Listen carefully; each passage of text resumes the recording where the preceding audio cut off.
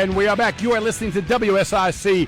This is 105.9 FM, 100.7 FM, 1400 AM. I am Joe Vagnone, and I am here with my co-host for the entire 3-day small business event, Bill Russell. And we have just listened to Kathy McAffey, the fearless leader. Kathy, thank you so much. We're going to get you into our roundtable discussion in just a minute. I want to introduce somebody, and here's why I'm going to have Bill introduce this person, because I don't know him. I know his company owner.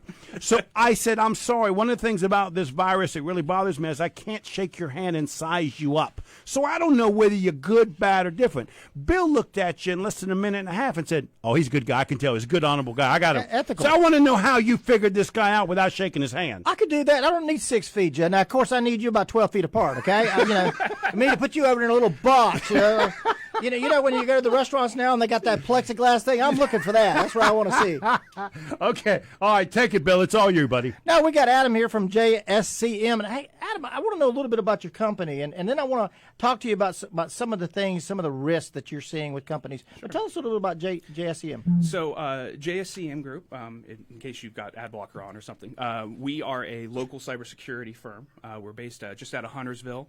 And what we do is we focus on helping organizations of all sizes in protecting their networks and thereby protecting their employees and their clients. And because your CEO and founder has been my co-host for the entire month, yes. I know a little bit about your company. You really do this at a really high level, but did you know that that John, your CEO, secretly told me that he's going to try and get you guys to stump up my client manager and send her an email that he swears he can get her to trick him up. He said you guys are so good at that you can. That's part of the test. That's part of what you guys do. Yeah. Test other companies to make sure that they're being trained properly. Yeah. So one of the things that we do that we think is very important is we customize all of our testing, all of our training, all of that stuff. We customize it for each individual client, so we know how to really get in there. We did a test like that, and we had 84% of the organization open the email. So Julie's in for it, Bill. We don't need to send it to you, Bill. I know what's going to happen. Hey, Adam, I got I'm in Huntersville too, and I've got Spectrum, Charter Spectrum down there. I opened up my email the other day. There's a note from Charter Spectrum that said your account may be compromised, yada yada yada, and Sure. it had the Charter Spectrum logos. I'm sitting there going I haven't been on there today. I called Charter Spectrum. They said, no, that's not our email. It looked so genuine. Oh yeah. I mean, it is uncanny these days. The messages you get from banks, utility companies that look so real. How does someone who doesn't understand that, how do they get how can they be protected? You call me. They call you. No, so Short answer. But there is a complete training program that you guys go through. Absolutely, yeah, absolutely. We have a complete training program that, like I just mentioned, is sort of fully customized for that individual. In the case of what happened to you, you did the exact right thing. Anytime you are ever asked for any type of sensitive information over email, assume that they are trying to scam you. Call them. Don't call the number that's in that email. Go to their actual website and call that number. I was sharing last night the way I gave Joe his virus. I did. I am the culprit. And he did it, Adam. Let me be clear on that, Adam. I was serving on a nonprofit board, expecting them to email a document. I told them that day to email me the document. I get an email from them, says, "Here's your doc," and I clicked on it. And I clicked on it, and it wouldn't, and put my password, and guess what? It was not a legitimate document. But I was expecting a document. I trusted that source. And I think that's the problem most people have is it comes from a legitimate, trusted source like me, right, Joe? Yes. and then you open it, and then bam, next thing you know, you're sending that off to your database. Right. And, that's the thing is that I think that a lot of people don't quite realize is that being a professional scumbag takes a lot of work.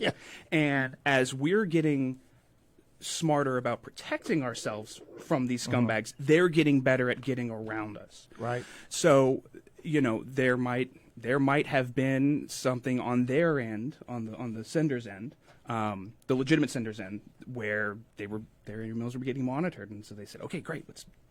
So, guys, I want to get Will on board, and we need to connect him through Zoom, and we need to go to break to do that. So, what I'd like to do before we go to a break, John Stingle is your founder and CEO. Yes, sir. I'm gonna put you on the spot. Okay.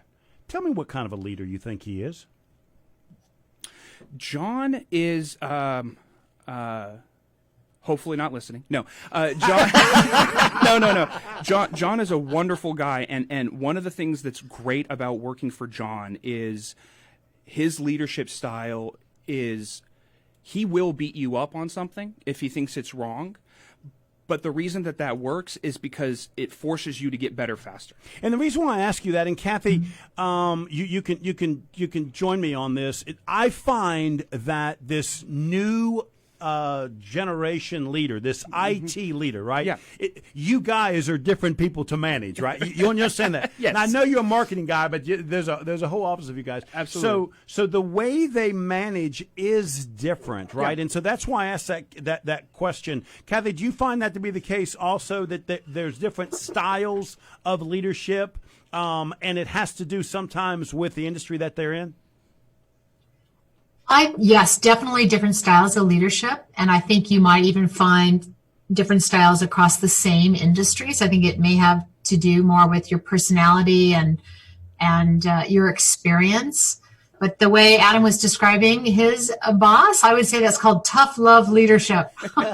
That's how I put It's it. working for you. It's working Absolutely. for you. So that's awesome. Yeah. I hope John's listening and gives you the whatnot. No, I'm serious. It totally works for me because, like, I learn by doing, and if I'm, just sort of told repeatedly how to do something and I don't actually do it, I'm not really going to learn it. And that's honestly true for a lot of the IT industry. If you're not doing it, you're not going to learn it. Like, just reading about it and watching a YouTube tutorial, that's not going to get you as far as you need to go, as opposed to just diving in. So let's take a break, guys, so I can try and get Will on board. We've got 4 different things going on, so I want to try and get Will. He's on Facebook, and we're trying to get him on Zoom. Kathy, your Zoom cleared up immediately at 8 o'clock. It's as if everybody got off Zoom and it immediately cleared up. Kathy, We were competing with the coffee chats. Kathy, your talk was absolutely exceptional. The fearless leader. Thank you so much. You. Stay with us. Let's continue this conversation. We're here with Adam. He is the account manager for JSCM Group. And whoa, we got Will with us, so I don't have to go to break, Nakia. Dr. All Will. right. Well, no, you have to say doctor. I don't have to Dr. say Will. doctor. Will, are you there, my friend? I'm here. Yes. Okay, good. But I was going to take a special break and make some extra money just to wait for you to get here. Now I don't have to do that, buddy. I appreciate you doing that. So I heard you. I appreciate that. just so everybody knows, I handpicked Will to be on the show for one reason and one reason only, and that's so Bill and I could keep up with Kathy, right? And so I had to have some heavy brains to be able to keep up with her. Will's been on the show 3 or 4 times. We just really enjoy his company, and because his professional topic is leadership, Kathy, I thought it was a really nice fit to invite him on to the show. So, Will, thank you, buddy. I appreciate you being on the show. Did you hear the last question that I asked, which was different leaders, because, like, for instance, I was given an example of these IT managers and this high growth, high tech with unique staff members tend to be different than, say, the leaders that Bill and I grew up with. Do you find that to be the case as well, or am I missing the mark there?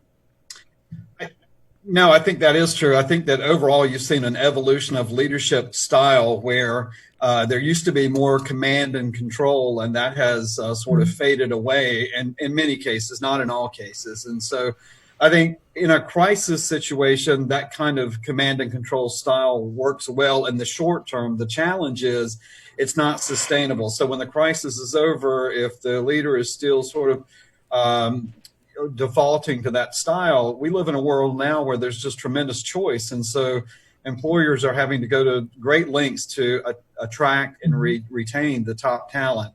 One thing that I would say, Kathy, I was listening to your and watching your session. Give her a test, Will. Go ahead, Will. Give her a test. She was terrific, and she touched on something about Truman and, not all readers are leaders, but all leaders are readers. And that's absolutely true. One of my mentors, Peter Vail, who passed away recently, wrote a book on leadership about, just lifelong learning. Learning is a way of being. And he talked about the need for deep reflection and the opportunity to read and make connections. And so I really appreciated and okay, was even inspired listening to Kathy. Will, you went right where I wanted you to go, buddy. That's why I love you, okay? Because one of the things Kathy talked about in her talk was surprising to me. And that was, she mentioned mentoring and reverse mentoring. Growing up, a mentor was somebody that I spent a lot of time with, right?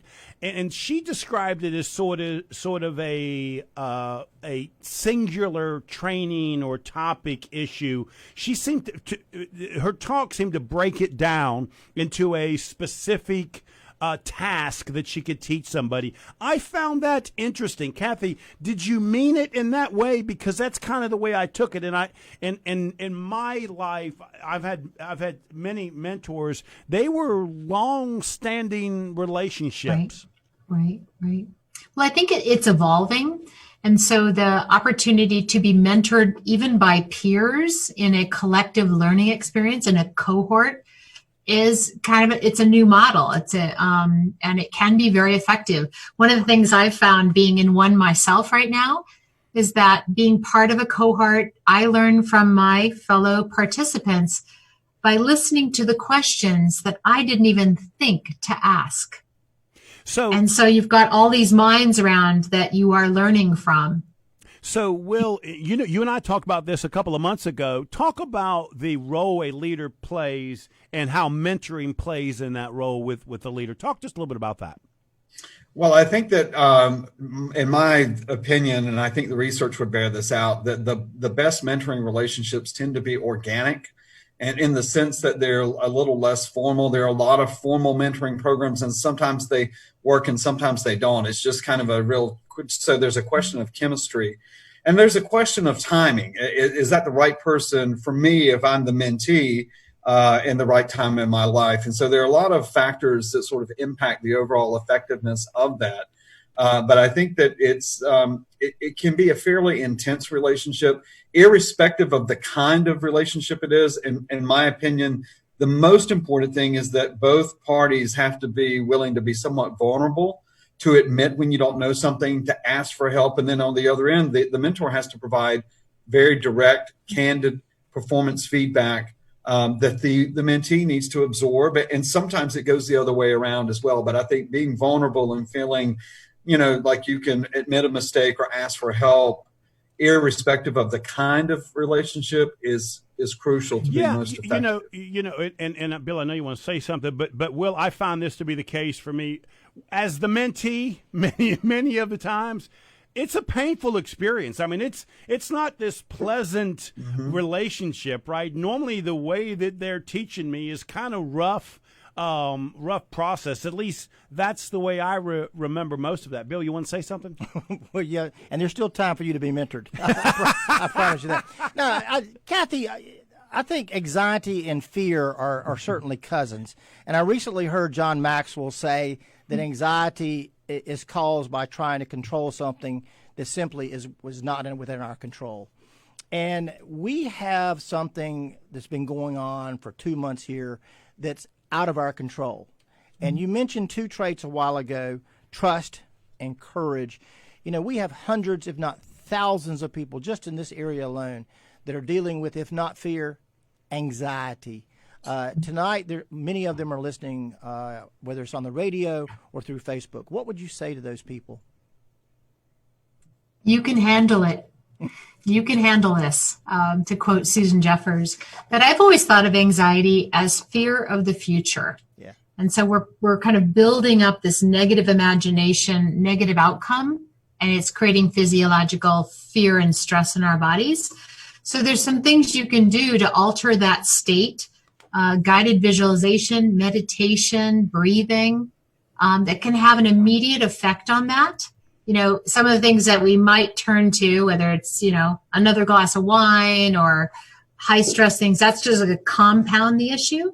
But some basic self-care can also help to relax the body and to reduce that anxiety effect.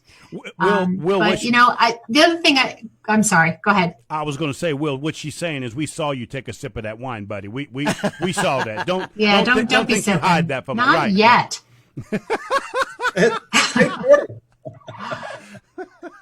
I'm sorry, Kathy. Go right ahead. I was thinking back to my cancer journey 9 years ago, and the key learning I took from that, because there was a lot of anxiety and fear, was I had no control over the situation, but I could shape my experience. So whether it's cancer or unemployment or what we're going through now or a combination, the only thing you can control is how you react to something. So I like to think of it as, what kind of experience do you want to create for yourself? A high stress, tense, and worried one, or do you want to be curious and reflective? And it can change everything. So it's interesting that Bill, Kathy, and Will, all of you talk about reading books. I would love to hear your experiences on how this has, and Adam, if you've got it, I don't know you because I didn't shake your hand, right? So right. I can't connect with you until Size we're him up, shaking. Joe. Size him up. We had to do the elbow thing. That's right. Will, before you got here, I told him I don't know Adam, so I couldn't size him up by shaking his hand because of this virus thing. So I had a problem. You understand? So Bill said he could do it from 5 feet away. I got to shake your hand. 6 feet. 6 feet away. Yes, So yes. I got to shake his hand. So I don't know him yet, right? So, but what I'd like all of you guys just to kind of briefly talk about how you believe reading affects you.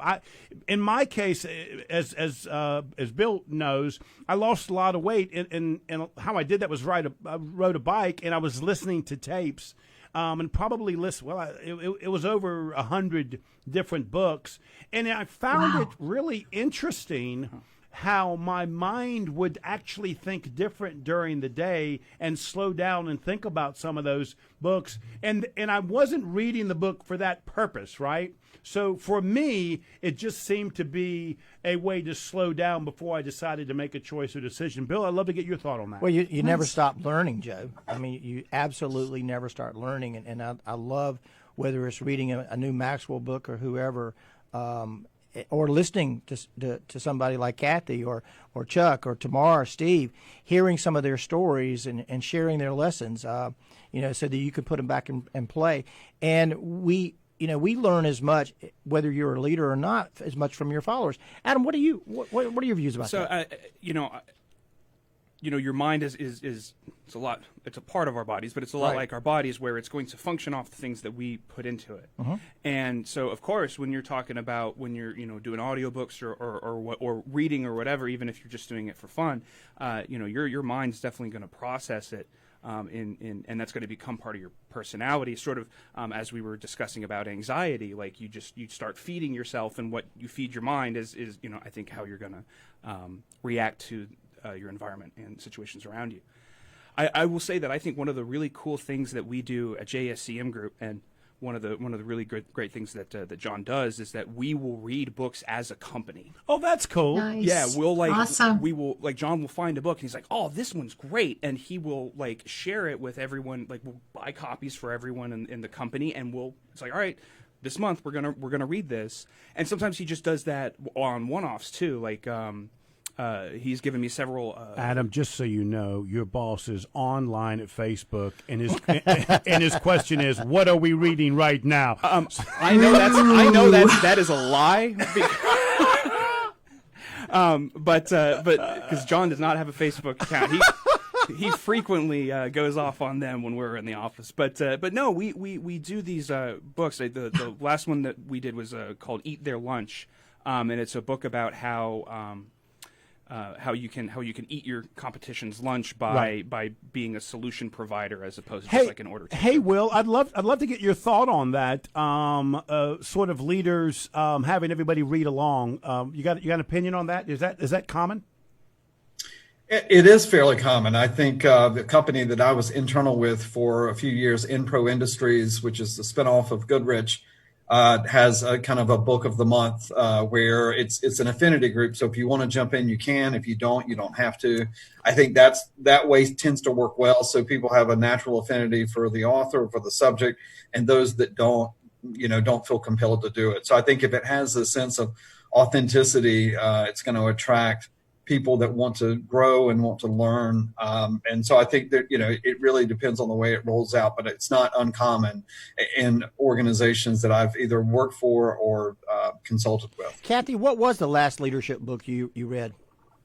Actually, I just ordered one that was recommended by a friend, which is Lincoln on Leadership. Oh, wow. And I'm as interested in history and the topic of leadership. Sure. I'm also curious how they structured the book. So I kind of look at the book from a couple different perspectives. So that's my next up book to read. So let's take a break. When we come back, what I'd love to talk about is what Will, I get to call him Will. You got to say Dr. Dr. Will. Yes, okay. I know. You got that. You made that point. Well, we're going to talk about what Professor Will talked about, which is genuine leadership, because that seems to be the core to the modern day leader, is real genuine. And let's talk just a little bit about that. I actually have a story on Bill Russell and his genuine leadership. Oh, my gosh. So let's take a break. And when we come back, you are listening to WSIC 105.9 FM, 100.7 FM, 1400 AM. Little bit of inspiration, touch of motivation, dab of information, and a whole lot of laughs. Small business events of the year. This is day 2. We got another day coming up. You've been listening to Kathy McAffey, Fearless Leader. We're having a roundtable discussion with Adam. Adam, how you say your last name? Slater. He is with JSCM Group. I'm positive his boss is listening right now. And Dr. William Sparks. He is a professor for leadership for McCall School of Business, Queens University. And I am here with, of course, my buddy, whether he wants to admit it or not, Bill Russell, President and CEO of Lake Norman Chamber. And thank WSIC for putting this on. We will be right back. And we are back. You are listening to WSIC 105.9 FM, 100.7 FM, 1400 AM. We are on Facebook Live. And I'm telling you, this is one exceptional small business event. This is day 2 of a 3-day event. We are talking, one of the people that we are talking with is Dr. William Sparks. He is a professor of leadership, McCall School of Business at Queens University. I might just go take one of his classes. Will they even let me in, Bill? They won't even let me in the door, will they? You have to apply. Can you still color within the lines, Joe? Well, he's up on the wall, so do not admit. Listen, with this virtual stuff, they'll never know I'm taking the class. Hey, Will, let's talk about genuine leadership, and being genuine is so important in this day and age. Talk about that. It is. I think that one of the most important aspects of that is having the courage to just sort of touch on some of the themes earlier tonight, to have the courage to admit when we don't know something, to have the courage to ask for help when we need help. And to have the courage to be vulnerable enough to express fear and anxiety if it's there. I think that leaders have to have an interesting paradox. They have to be able to confront the reality that they're facing and create an environment where people can express fear and anxiety, but you can't stay there. You have to still have a kind of a realistic optimism for the future and what tomorrow holds. And so I think creating a space to allow people to be honest and to reflect on what they're really thinking and feeling, but also channeling that or focusing that energy to a positive future state is a balancing act, and leaders that can authentically do that, I think, are ultimately the most effective. Okay, well, you teed up perfectly what I want to add. Kathy, I've got somebody that just sent me a text. I'm not allowed to tell you who it is, because if I tell you it's a family member, they're going to be upset, okay? So I can't tell you that.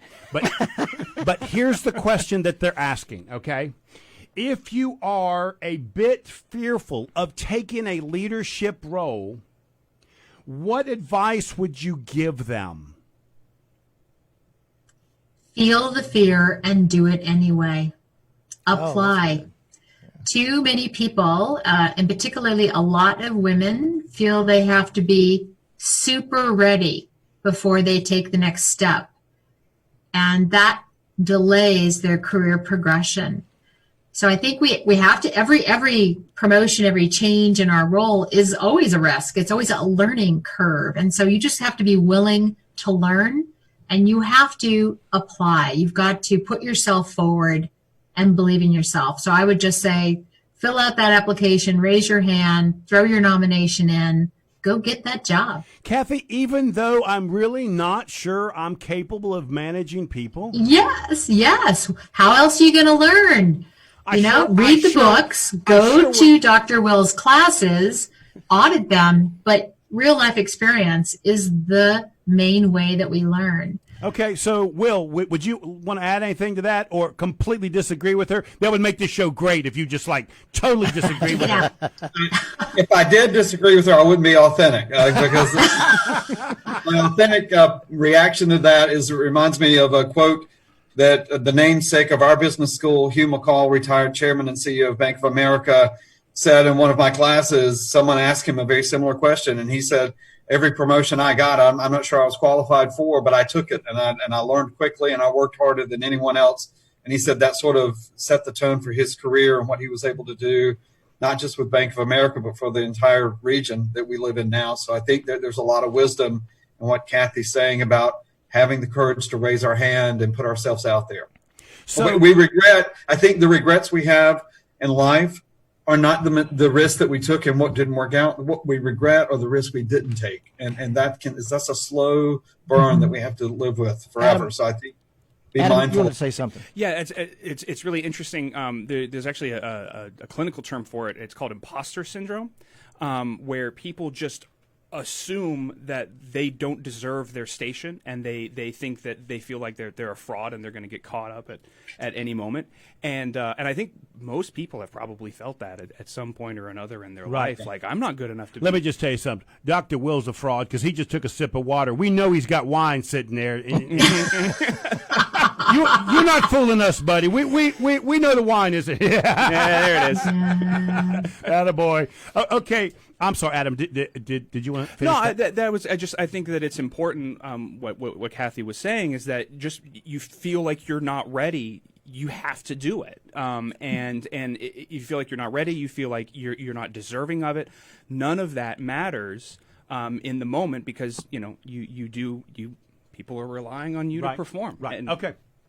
Kathy, I know you've been dying to ask me a question, and I got it. I'm ready for it. Because I'm so going to push this to Bill. So go ahead and ask me a question. Here comes the softball. Joe, I'm curious. What's your fearless leader moment? It actually is not a softball. You sent this to me in email, and I thought, gosh, what a hard question. That's like a question on one of Will's tests. You know what I mean? And I thought about this, and here's a moment, and I felt like it really was Bill Russell's moment. I want to describe it. 15 years ago, after I ran for office and got abused, just totally abused, right? I walk into Bill Russell's office. We did not know each other, right? Which was my first mistake for running for office, right? but that's for another show. And I started to give him the whatnot and the business on why and what his chamber should be doing. And Bill Russell at that moment said, "What, Bill? Go do it." Yeah, absolutely. It was a wonderful moment that he immediately embraced a guy he did not know and said, "Okay, Joe, if you think these are some things we need to do, let me get you involved in the chamber and let's figure out a way to start making those things happen." Criticize the chamber, we'll put you in charge.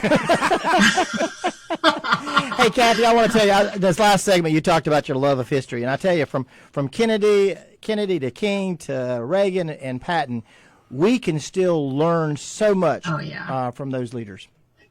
Absolutely. Okay, guys. Fascinating stories. So, guys, we've got 3 minutes left. So what I want to do is I want everybody to have a final moment to give a thought, okay? So Adam, you want to go first, buddy, and say something? Yeah, I just want to say that I think that leadership comes from every aspect of our lives, honestly. And you don't have to be a boss. You don't have to be in charge of people to be a leader. You can just go out there and get things done. And you see a problem, go fix the problem. And that's something that we encourage at JSCM a lot, and what we do for our clients. Hey, if somebody wanted to reach your guys' company, how could they do it? They could call us, 704-464 3404 is my direct number, or you could go to www.jscmgroup.com.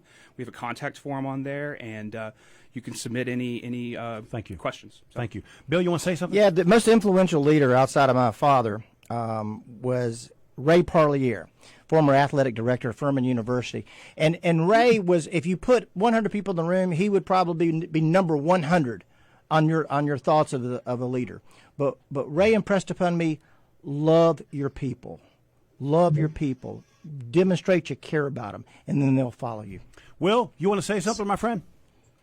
Yeah, I think for me, it's if you don't manage your leadership shadow, it's going to manage you. And what I mean by leadership shadow is a little bit of a take on Carl Jung's concept of the Mr. or Mrs. Hyde that is the counterpart to our Dr. Jekyll. So be mindful of stress, be mindful of where you go under stress.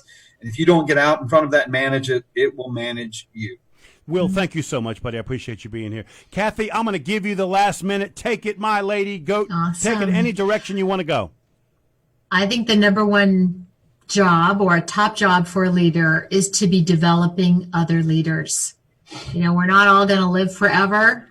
We have to create that pipeline of leaders in our organizations and our families and our communities so that the next generation of leader is ready to go. So it's not all about us as leaders. We're not, it's not about glorification of self.